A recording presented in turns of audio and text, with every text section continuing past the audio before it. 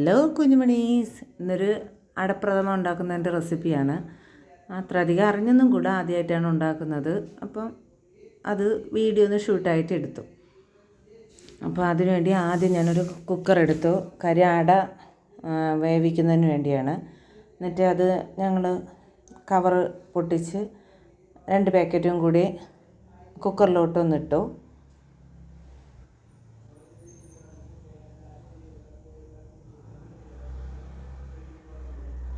അതിനുശേഷം അതിന് കണക്കായിട്ട് വെള്ളം വെച്ചിട്ട് ഗ്യാസിൽ വെച്ച് ഒരു ഫിസിൽ കേൾക്കണം കേട്ടോ. ആ ഒരു ഫിസിൽ കേട്ട ശേഷം അതൊന്ന് ഇളക്കി ഊറ്റി വാരി വെച്ചു. എന്നിട്ട് ഇതിന് വേണ്ടി ശർക്കരയ്ക്ക് വേണ്ടിയുള്ള വെള്ളം വെച്ചു, ശർക്കര പാനിയാക്കുന്നതിന് വേണ്ടി. അപ്പോൾ ശർക്കര എന്നിട്ട് കട്ട എടുത്ത് പാനിയാക്കുന്നതിന് വേണ്ടി വയ്ക്കുകയാണ്. ഒരു 10-15 മിനിറ്റ് കഴിയുമ്പോൾ അതൊന്ന് തിളക്കട്ടെ. തിളച്ച് ശർക്കര പാനിയാവും. അത് കഴിഞ്ഞ ശേഷം ഓഫാക്കി വെച്ച ശേഷം തേങ്ങ പായസത്തിന് 1-ാം പാലും 2-ാം പാലും എടുക്കുന്നതിന് വേണ്ടി തേങ്ങ അരയ്ക്കണം കേട്ടോ. ഇത് കഴിഞ്ഞിട്ട് തേങ്ങ അരച്ചതായത് 1-ാം പാലാണ്. ഇപ്പുറത്തിരിക്കുന്നത് 2-ാം പാലും. അതെല്ലാം റെഡിയാക്കി വെച്ച ശേഷം അടുപ്പിലാണ് ഞാൻ വെക്കുന്നത്. അടുപ്പിൽ തീ റെഡിയാക്കിയ ശേഷം അതിലോട്ട് പാത്രത്തിൽ നെയ്യ് ഒഴിച്ച ശേഷം ഈ നേരത്തെ ഊറ്റി വെച്ചിരുന്ന അട ഒന്ന് ആ നെയ്യിലിട്ട് വഴറ്റി.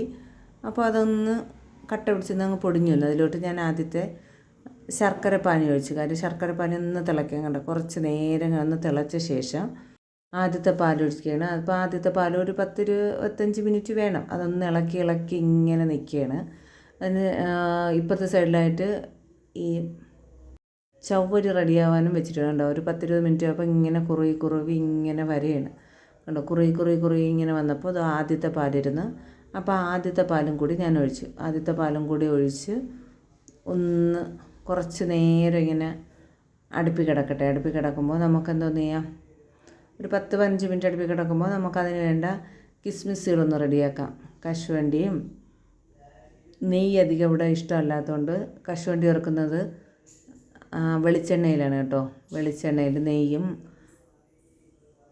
ശകലം മാത്രമേ യൂസ് ചെയ്യുള്ളൂ. അതിലോട്ട് കശുവണ്ടി വാരി വെച്ച ശേഷം മുന്തിരി ഉണ്ടായിരുന്നു, ഉണക്കമുന്തിരി. ഇത് രണ്ടും കൂടെ വറുത്ത് ചെറിയ കനലിൽ കിടക്കുകയാണ്. അതിലോട്ട് ഇട്ട് കൊടുത്ത്. അതിനുശേഷം തേങ്ങ ചെറുതായിട്ട് കുനുകുനെ അരിഞ്ഞു വെച്ചിരുന്നു.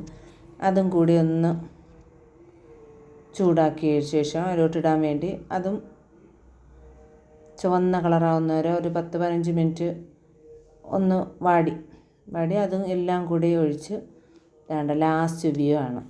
ഇത്രയേ ഉള്ളൂ. Thank you.